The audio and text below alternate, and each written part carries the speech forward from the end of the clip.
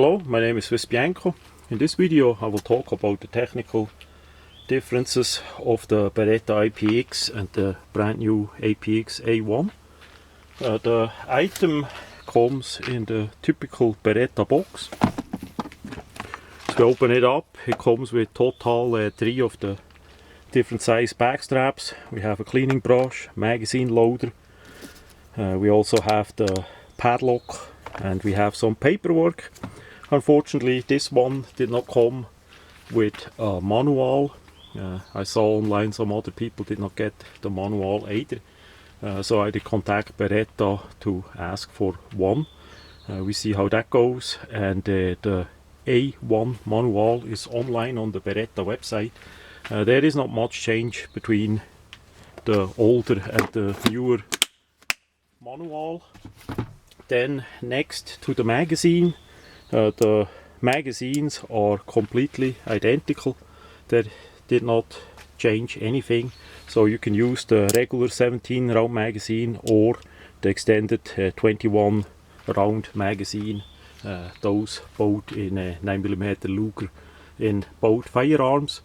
Hopefully Beretta one day gonna make a longer magazine around 30-33 rounds. That would be really great. Then now we're gonna look at the frames. Now Beretta sell you frames because that's just a plastic part and not serialized. You can get different parts, different frame parts, different colors, different sizes, all kinds of stuff in that packaging here. And basically that's what I did. This is the original full-size black color frame that was on the original APX. So this got changed to olive green. Now the changes between those are relative minor. It's all that did really change is that those finger grooves here are gone, so that we have it smooth on that side there on the green one. It depends what you like better. If you want to have the grooves are at least not as pointy as with other firearms, but still for me the grip for the straight one was better. What we lost on the straight one is that row here of texturing. That row of texturing came back with the new frame. So as we look on both, we have quite some differences on the frame. We see here the beaver tail part is way different than here. Here it just goes straight up. Here it is a bit less angled. The part behind is basically the same. Then we have the part in front is basically the same too, but we have again that added strip here and on the reverse side as well. Then we have a bigger cutout for the fingers. Over here it's a bit bigger than here. And then we have that big cutout on the trigger guard that is just flat in here. And in front we have serrations, and here it's smooth. Then one of the biggest change, I would say, on the frame is that the rail part here comes way more down on the frame compared to the original. So we see, because that part goes further down, we're gonna have problems with certain holsters. I'm gonna show that with a sample. So holsters may or may not fit the new variation. Has a big possibility, because this part here goes further down than the original one, that they don't fit. Then we have also here just smooth parts. Here we have some texturing, and that of course on both sides. For the disassembly lever we have just a minor change. We see here that it has a little bit third cut. Here we don't have that. The design is a bit different. This is more on the flat side. This is that part here stands out, so it's a clear difference. Then as we go to the trigger optically they look identical, but the trigger safety here, that part here, goes all the way into the trigger to have a flat feel on your finger on the new version, the A1. On the old version that would still stand a bit in front there, maybe a millimeter, so that you feel that trigger safety there as you pull the trigger. So this because that is flat, that sure improves the feel in your hand as you pull the trigger. So that helps.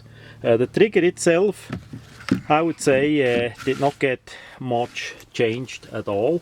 The main difference is that they used the green striker spring instead of the black one. So as we see here, the spare parts that Beretta sell, the top one, the black version, is the original striker spring. It's a bit stronger, and the green one they call the competition striker spring, with a bit a softer spring in it. So you clearly see the difference between the two by the color of the polymer part. That was what you see firsthand as you look right here by the new A1. You see they put in a green one compared to regular black. What I did is to test that out, and I did change the black one to the green as a replacement part. Unfortunately, the change of the plate, the design is, the system is a bit similar to that of a Glock, is not that easy to be done, because you need to press in two parts there. But once that is changed to a green one, you basically have the same trigger feel from the older APX to the newer A1. So that's for sure a part that I would upgrade. Now again, the trigger safety doesn't go all the way in, so that is flat with the trigger, so you're still gonna feel that difference compared to the A1. Then of course the slide looks completely different. The designer of the remodeling for the APX A1, Mr. Giovanni Brandini, did a great work to redesign many of the little details that I just did show you. And the major detail is of course the slide. The slide looks completely different as we see the older serrations to the newer ones. That gives it basically a complete different look, together with the green striker spring that improved the trigger feeling. Then we have on the recoil spring here, on the A1, a flat spring. The guide rod is completely metal. On the old one we see here that had two regular springs wound one over the other. The part theoretically should be interchangeable as well, so maybe I'm gonna upgrade in the future to that design here. Then what we also have, and that is quite a bigger part, we have here an empty case in the chamber, and the the loaded chamber indicator is pretty much not there. You don't see much anything. By the US military trial model they had a slot cut in top with a traditional loaded chamber indicator there. So that got fixed or upgraded quite a bit with the new A1 model, and I hope the camera can see that. We have here a bit a red color there. It's hard to see. It's still not as good like by a Glock with the loaded chamber indicator, but it's there. Then of course the main difference is that we now have the optics mount plate. We had that with some other APX models as well. Not this one, because that is one from the very start, and the finish looks a bit different. On the manual online it says steel with paint over it, but I would say that is a translation error. It's quite likely something like a nitride, as they did usually by the regular APX. Then the sights got changed as well. We have here, because of the optics mount part, the sight slot is more behind compared to here. So the sights, minimum the rear sights, are not the same. The front sight by the APX is a bit taller than it is by the APX A1 for whatever reason. The guns both shoot flat, so that is all well adjusted, but the sights are different. One word also to the screws here. Apparently, at least by the first run, those screws got mounted using red Loctite, so many people strip the screws by removing them or try to remove them. So be careful about that. If you want to put a optics plate on it, the plates doesn't come with the gun.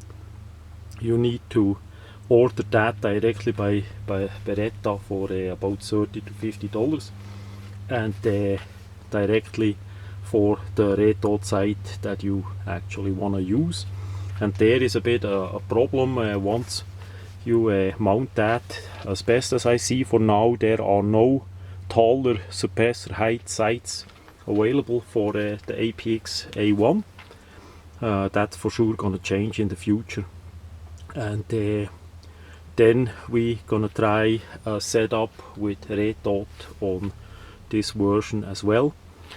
Then for the serialized part here, there compared to the new one is stainless steel. The old one at least has a black finish on it. It's a bit hard to say if that is stainless steel as well originally.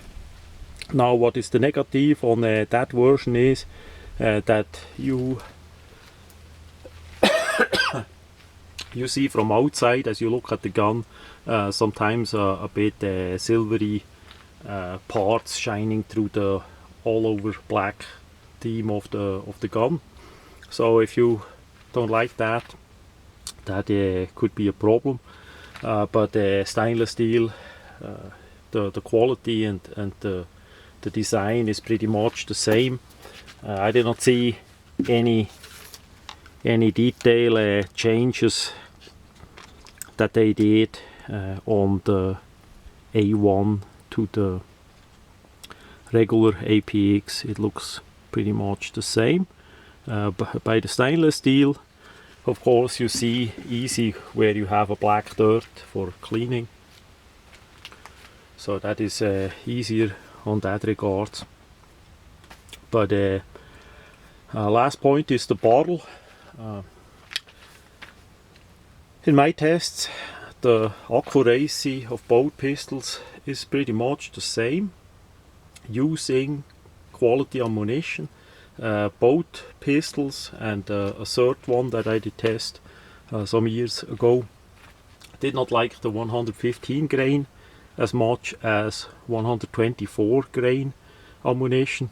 So the APX was designed for the US military trial, so basically the caliber is 9mm NATO, which is a plus P version of 9mm Luger in a 124 grain full metal jacket. So that's the ammunition that they did deal with, and for me the 124 grain ammunition gave the best accuracy.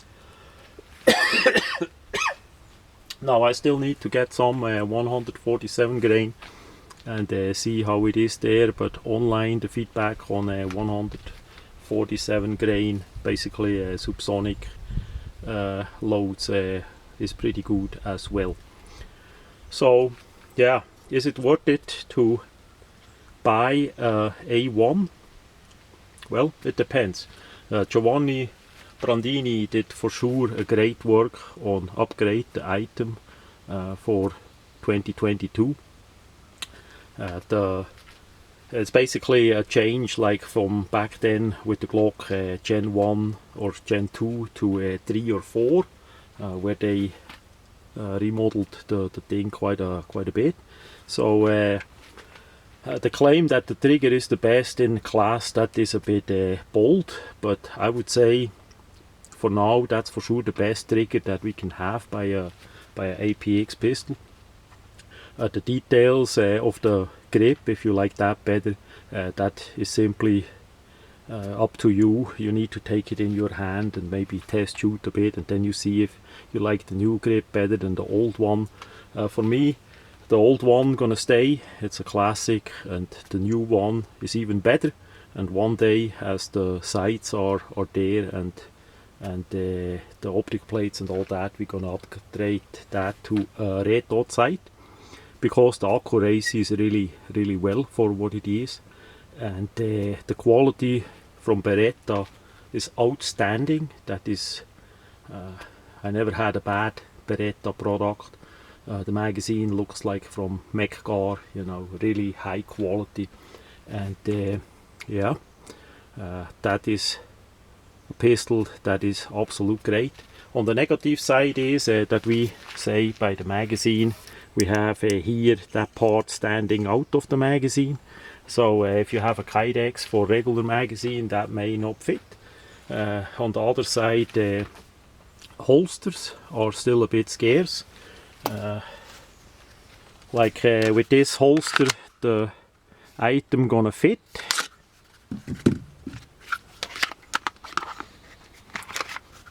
With that one, because it's thicker as the slide is on, it's not gonna fit in that specific holster from Phobos. It's just a cheap one, but just to say that there is of course not that much aftermarket support like with a Glock pistol. If you get a Glock pistol, there is X parts and X things possible, but on the Beretta it still needs a bit more time. But nevertheless, the quality and all that, for me it's a keeper. So that much about the Beretta APX to the APX A1 full size.